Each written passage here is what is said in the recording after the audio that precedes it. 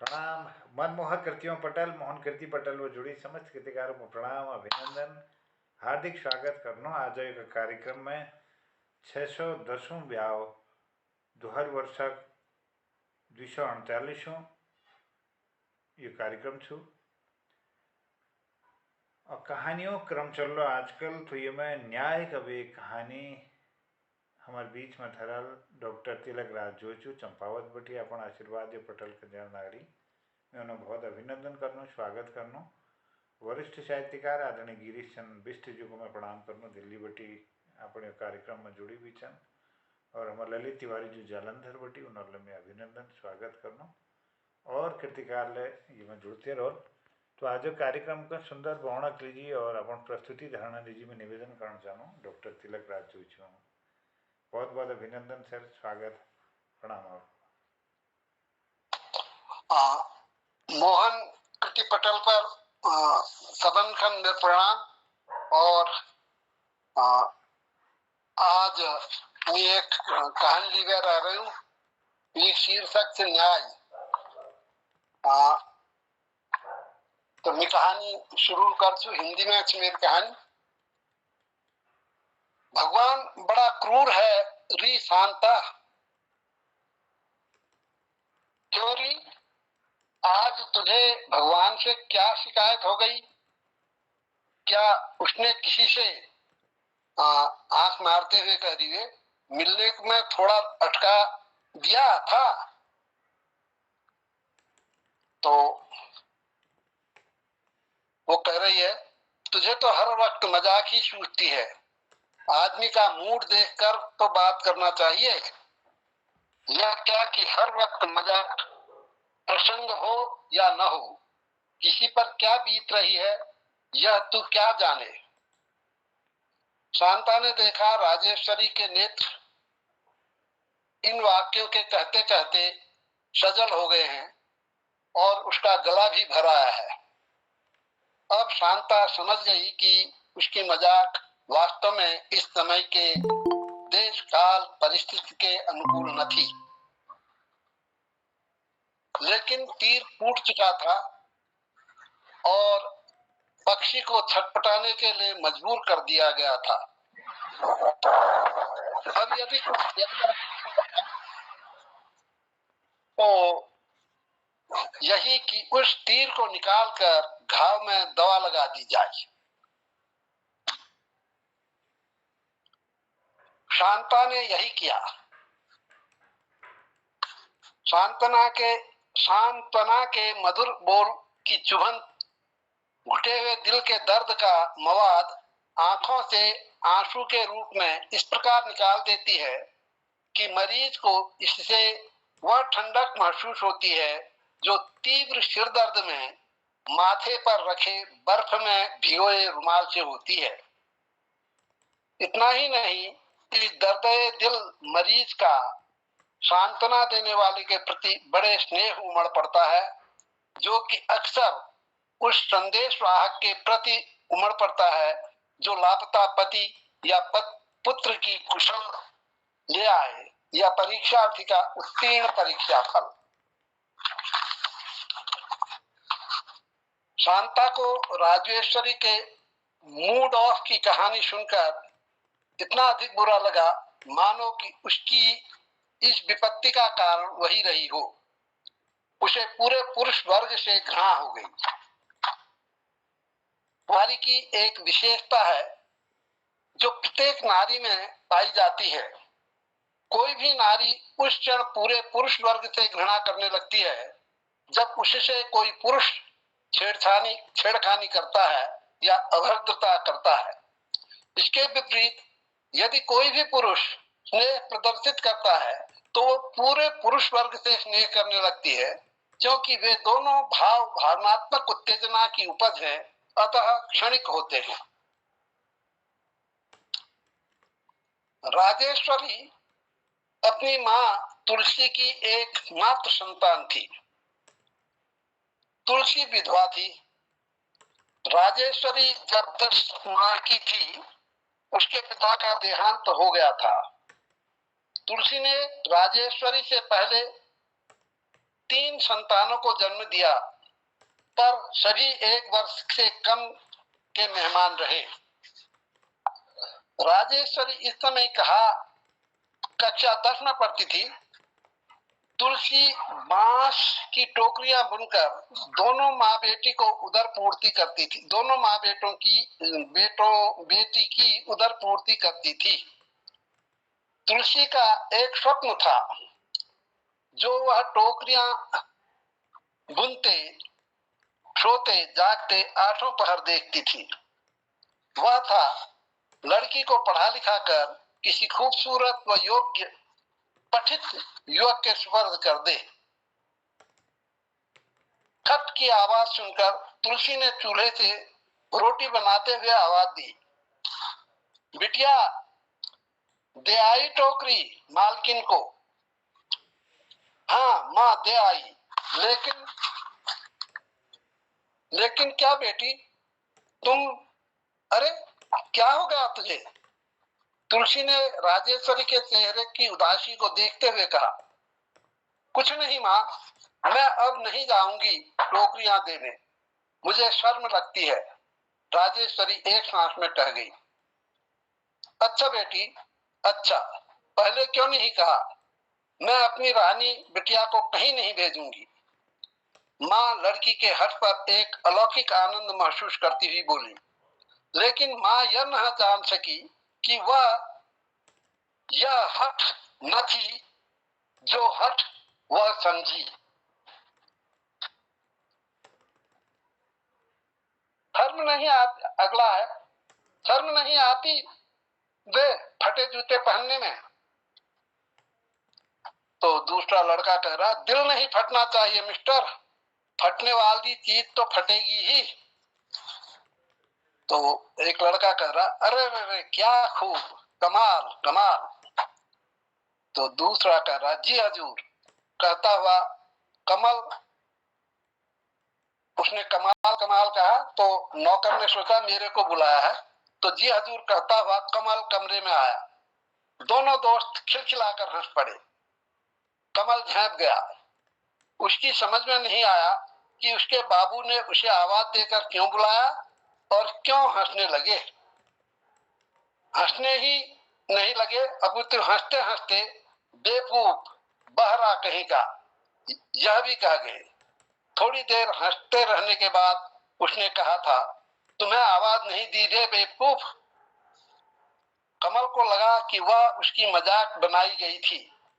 उसे इस मजाक पर क्रोध भी हो आया और अनुभव करने लगा और वह कमरे से बाहर आ गया। इस वेदना को वही समझ सकता है जिसने अभावों की दुनिया देखी हो और जिसके हंसने का बहुत मूल्य होता है। ये लोग बहुत कम हंसते हैं। जब ये लोग हंसते हैं तब उनकी हंसी में क्या क्या नहीं होता। प्रेम, आश्चर्य, उल्लास तथा याद जिन्होंने आने का मौका दिया है। कमल को अपने बाबू से घृणा है। उसे मालूम है कि बाबू चरित्रहीन ही नहीं, निष्ठुर है। वैसा ही निष्ठुर जैसा उसके गांव का माधव, जिसने उसके बहन को कलंकित कर उसके जीवन को दुष्कर बना दिया था। वह पेट के खातिर उसका नौकर है और कर्ज से दबा होने के कारण नौकरी छोड़ भी नहीं सकता। कमल राजेश्वरी में अपनी बहन की छवि देखता है। उसे वह भी आभास हो गया है कि बाबूलाल की उस पर कुदृष्टि है। अच्छा फिर क्या हुआ? बस तो यही, भोला ने बात जारी करते हुए कहा। वो दोनों दोस्त आपस में बात कर रहे हैं, एक का नाम भोला है। हाँ, मैंने उसे इशारा किया और कहा इधर आओ। वह चुपचाप मेरे सामने आकर खड़ी हो गई और पूछा क्या है। मैंने चारपाई से उठकर उसके हाथ को पकड़ कर खींचा और कहा इधर बैठो। वह घबरा कर कांपने लगी। उसने जोर से हाथ खींचा और कहा क्या करते हैं मैं नहीं बैठती। जो कुछ कहना है जल्दी कहिएगा। मैंने हाथ खींचते हुए कहा, बैठ तो जा प्यारी। उसने एकदम हाथ छुड़ाया और वह गाली देते हुए भाग गई। क्या? गाली देकर भाग गई? हाँ। क्या कहा उसने? भोला ने होंठ चबाते हुए पूछा। शर्म नहीं आती वे? बहन वाला होते हुए उसी को पकड़ना। उसकी यह हिम्मत। जीभ न खींच दी तो शस्त्री का मेरा नाम, ऐसा वो कहता है उसका साथी। कसम मत खा प्यारे, उसकी गाली भी प्यारी है। भोला कह रहा, फिर भी इस बदतमीजी का पुरस्कार देंगे उसे। धन्य है इंसान को जो अपनी महान गलती या कमी से इतना अनभिज्ञ रहता है कि जानवर भी उतना अनभिज्ञ नहीं होता। यही कारण है कि मनुष्य अपनी कमियों को कभी नहीं देख पाता और न समझ पाता है, और दूसरे की विशेषता को भी वह अपराध या उसकी कमी मानता है। एक अबला तो अपने कौमारी की रक्षा के लिए शर्म नहीं आती है।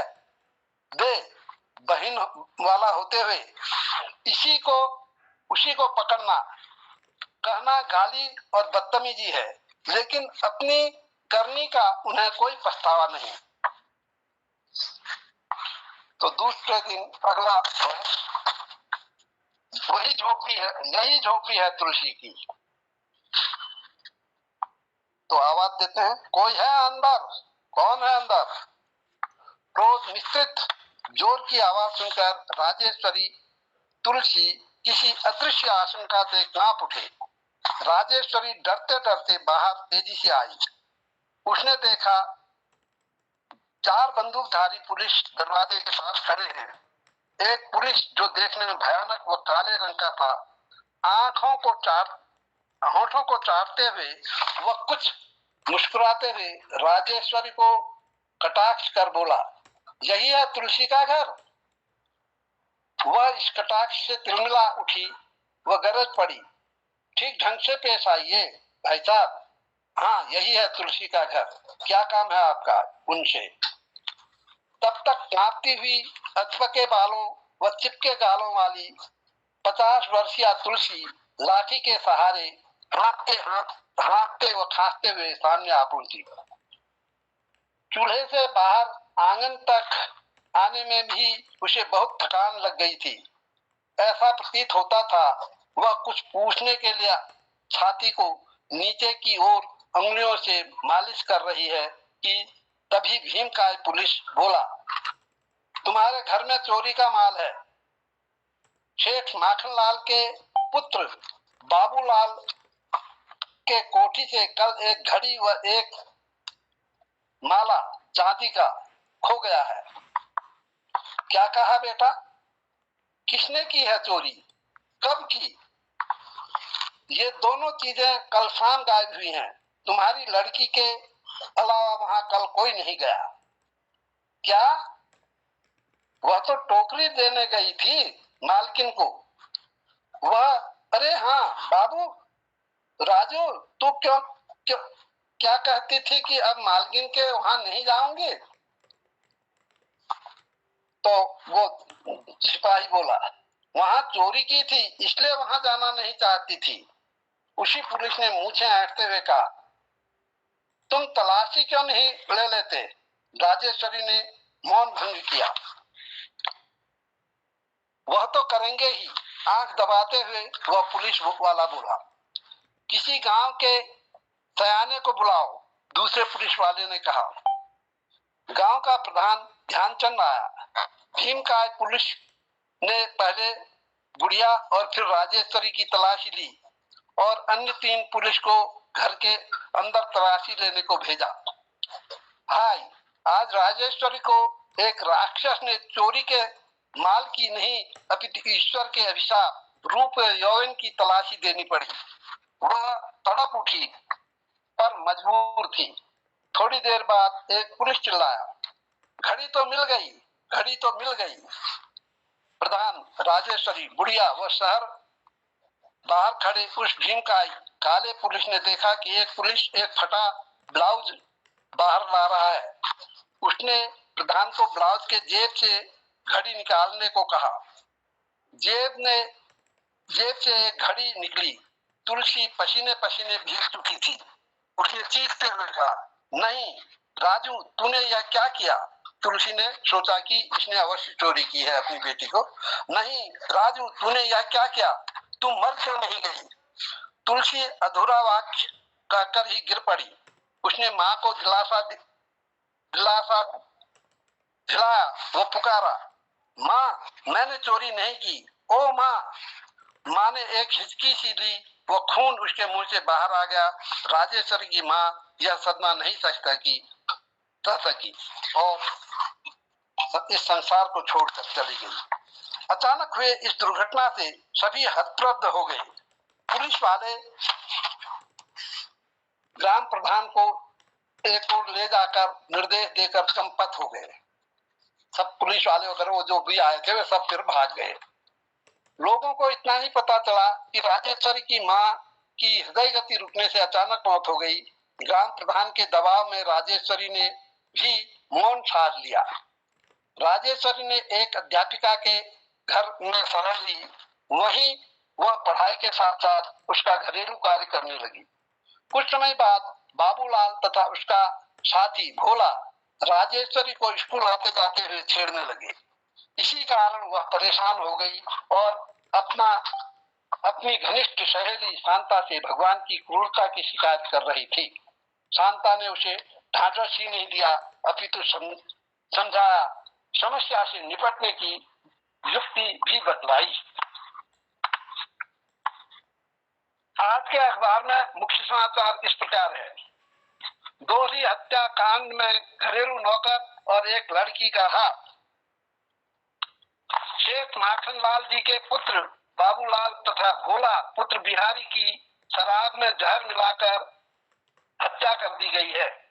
पुलिस सूत्रों से विदित हुआ कि बाबूलाल ने अपने नौकर कमल को राजेश्वरी का अपहरण कर होटल विकास में लाने को कहा था। वह राजेश्वरी से मिल गया और अपहरण का नाटक कर होटल में ले गया। योजनानुसार समर्पण की भावना दिखलाकर राजेश्वरी ने स्वयं बाबूलाल तथा भोला को शराब पिलाई, जिसमें जहर मिला दिया गया। थोड़ी ही देर में उनके अचेत होते ही दोनों भाग गए, जिन्हें नेपाल की सीमा से पकड़ लिया गया है। लड़की बदमाश हो गई है और सोच रही है, न्याय कौन करेगा, न्याय कौन करेगा। बस यह कहानी है मेरी। न्याय तो उसने अपने हाथ में ले लिया न्याय, तो अब पूछ रही है अगला न्याय कौन करेगा। ये है न्याय। बहुत सुंदर, बहुत बढ़िया प्रस्तुति सर। सुंदर शब्द संयोजन और डायलॉग, यह कहानी को बिल्कुल जीवंत बढ़ देने। सुंदर प्रस्तुति लीजिए, बहुत आभार, बहुत धन्यवाद। धन्यवाद धन्यवाद। क्या बात है, बहुत सुंदर, बहुत सुंदर न्याय, बहुत सुंदर ये कहानी सर।